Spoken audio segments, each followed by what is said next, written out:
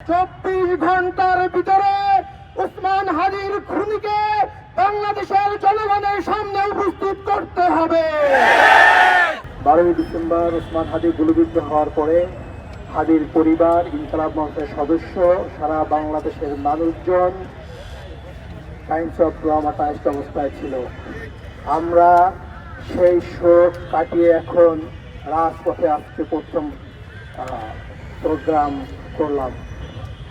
আমি আপনাদের মাধ্যমে সরকারকে একটা কথাই বলতে চাই যে হাদির জানাজায় লক্ষ লক্ষ যে বিপ্লবী ছাত্র জনতা অংশগ্রহণ করেছে, এইটা কোনো পরিকল্পিত অংশগ্রহণ ছিল না, কোনো ওয়েল অর্গানাইজ ছিল না। প্রত্যেকটা মানুষ তার নিজের দায় এবং দরদের জায়গা থেকে হাদির জানাজায় এসেছে।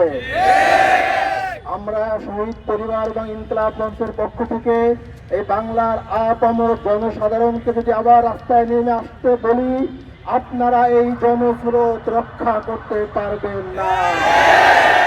সরকারকে স্পষ্ট করে বলে দিতে চাই, হাদির খুনিরা যেখানে আছে, যে এজেন্সির কাছে আছে অথবা দেশের বাইরেও যদি যেয়ে থাকে, সরকারের ওই দেশের সরকারের সাথে সমঝোতা করে খুনিকে আমাদের সামনে হাজির করতেই হবে।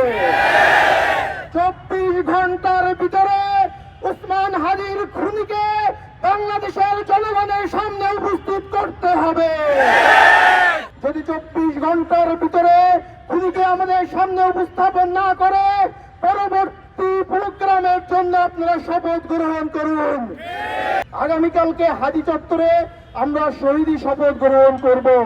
সেই শপথ গ্রহণ করার পর থেকে হাদির খুনিকে আমাদের সামনে প্রকাশ্যে হাজির করা না পর্যন্ত আমরা ঘরে ফিরে যাব না।